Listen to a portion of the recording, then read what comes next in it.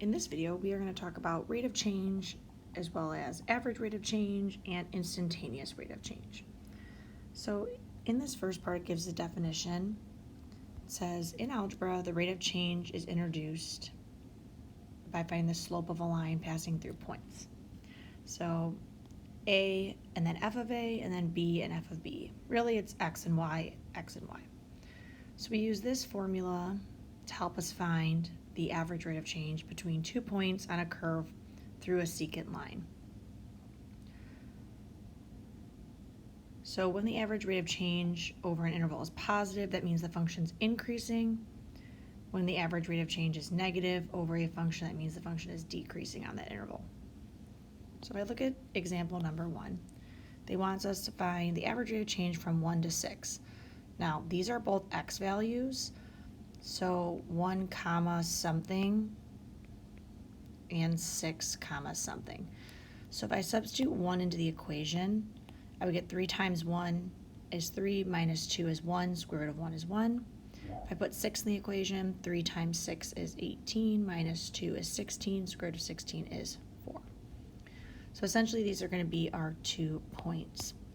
So I'm going to use this f of b minus f of a over b minus a. So f of b is y, so I'm going to have 4 minus 1 over 6 minus 1. So I would have 3 over 5 would be my average rate of change. Now they want me to find it over the interval of -1 to 0. If I substitute -1 into this equation, I would get -6 over 3, which will reduce to -2. If I substitute 0 into the equation, I would get -5 over 2. So when I do my equation, f of b minus f of a over b minus a, I'm going to have -5 halves minus a -2 over 0 minus a -1. So -5 halves, well, this is really -2.5. So -2.5 plus 2 is going to leave me with -0.5 or -0.5 all over 1. So that would reduce to just -1/2. All right, so if we look at this next section, we talk about rate of change plays a central role in the analysis of many real-world situations. So we're going to take a look at this moving particle, which, well, it's going to look like a lot like a physics problem. A particle moves in a line from an initial position over t hours in terms of a function f of t equals 6t squared plus 2t miles. So we're going to find the average velocity of this particle from 2 to 5 hours. So again, these are my x values. So I need to substitute in those x values in order to get the y values. So if I substitute in 2, I would get 28, and if I substitute in 5, then I would get 160. So now I'm going to do f of b minus f of a all over b minus a. So I'd have 160 minus 28 all over 5 minus 2. So I would get 132 over 3, which would equal 44 miles per hour. Now they want us to find the average velocity from 2 to 3. So I already found 2 was 228. 3 would be 60. So f of b minus f of a all over b minus a would be 60 minus 28 all over 3 minus 2. So I'd have 32 over 1, which would be 32 miles per hour. All right, now they want us to go from 2 to 2.5. So I already know 2. 2.5, when I substitute that in, I'll get 42.5. So f of b minus f of a all over b minus a. 42.5 minus 28 all over 2.5 minus 2. Well, I know this will be over 0.5. 42.5 minus 28 is going to give me 14.5. Divided by 0.5 is going to give me 29 miles per hour. All right, now they want me to do the average rate of change from 2 to 2.1. So again, 2 to 28 what would 2.1 be? 30.66. So f of b minus f of a all over b minus a would equal 30.66 minus 28 all over 2.1 minus 2. So I'm going to get 2.66 divided by 0.1, and I would get 26.6 miles per hour.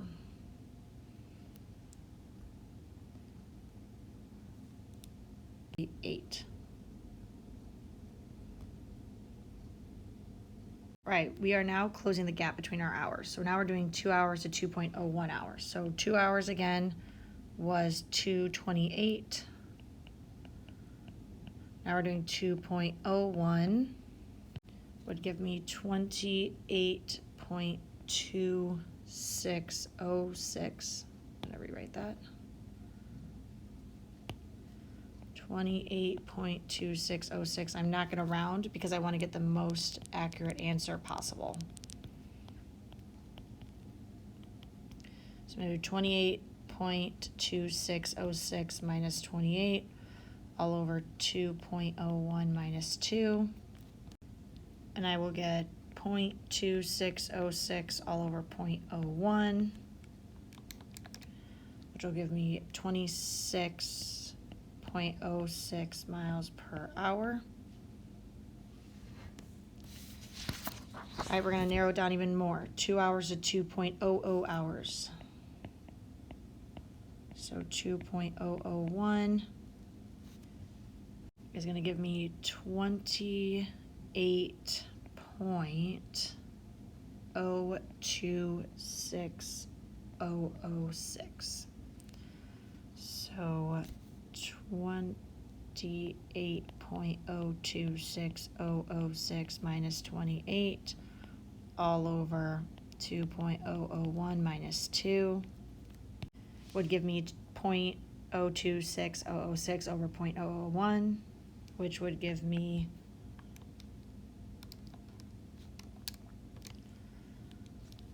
26.006 miles per hour. All right, so we kind of were narrowing down our gap.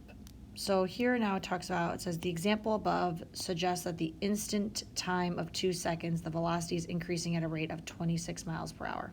This is known as our instantaneous rate of change. So this is the rate of change at one particular instant, not over an interval. The instantaneous rate of change is the slope of a tangent line. So now we're not talking about a secant line, we're talking about a tangent line. So let's talk about that really quick. A secant line, if we have a curve, a secant line goes through those points.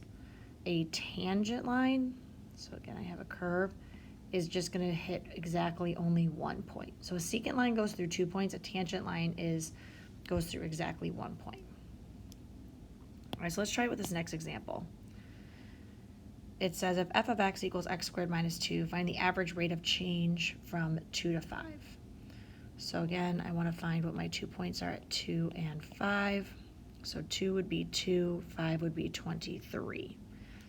So if I did f of 5 minus f of 2 all over 5 minus 2, I would have 23 minus 2 all over 3, which would equal 7. So now again, that's the slope of the secant line because it's going through 2 points.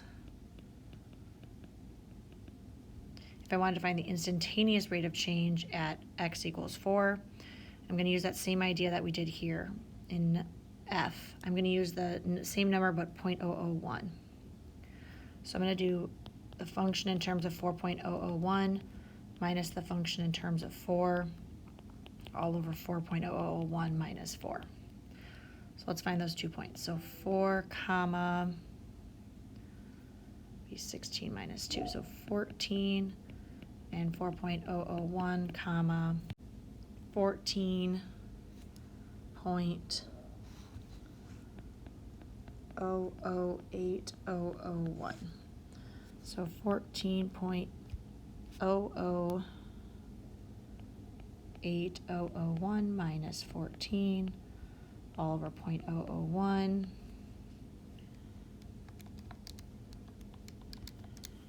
is going to give us 8.001 is our instantaneous, so roughly 8 is our instantaneous rate of change. And now this is our slope of our tangent line. So kind of keep that in mind. All right, so now we're going to determine and interpret the average rate of change of the volume of water from 20 to 60 minutes. So an outdoor hot tub contains 2,700 liters of water. When a valve at the bottom of the tub is opened, it takes 3 hours for the water to completely drain. The volume of the tub is measured by the function V of t equals 1/12 times 180 minus t squared, where V is the volume of the tub in liters and t is the time in minutes that the valve is open. So I'm going to do V of 60 minus V of 20 all over 60 minus 20. So V of 60 is 1,200. V of 20 is 2,133.3 repeating all over 40.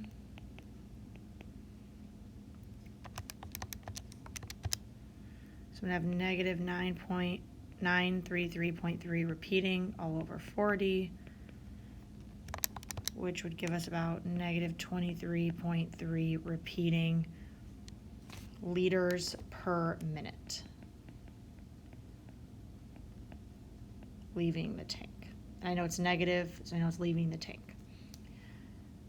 So that means if I'm going to interpret this, I would say over the interval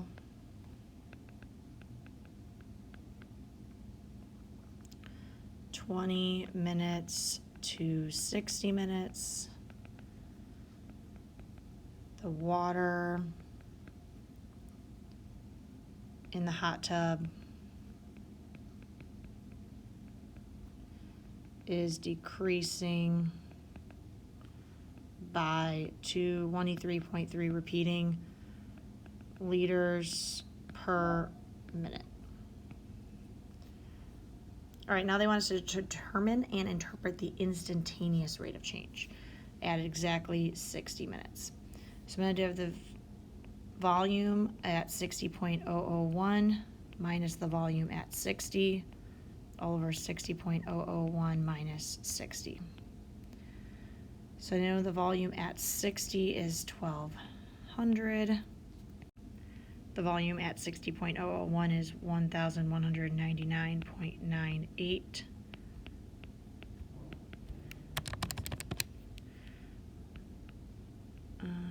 So let's just keep calculating this. I'm actually just going to leave this in my calculator and divide it by 0.001. And I would get negative 19.9 repeating. So really it's negative 20 liters per minute.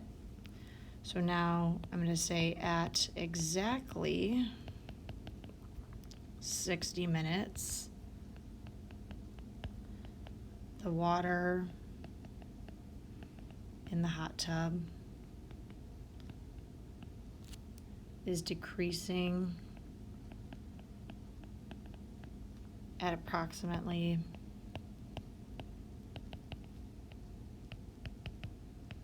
20 liters per minute.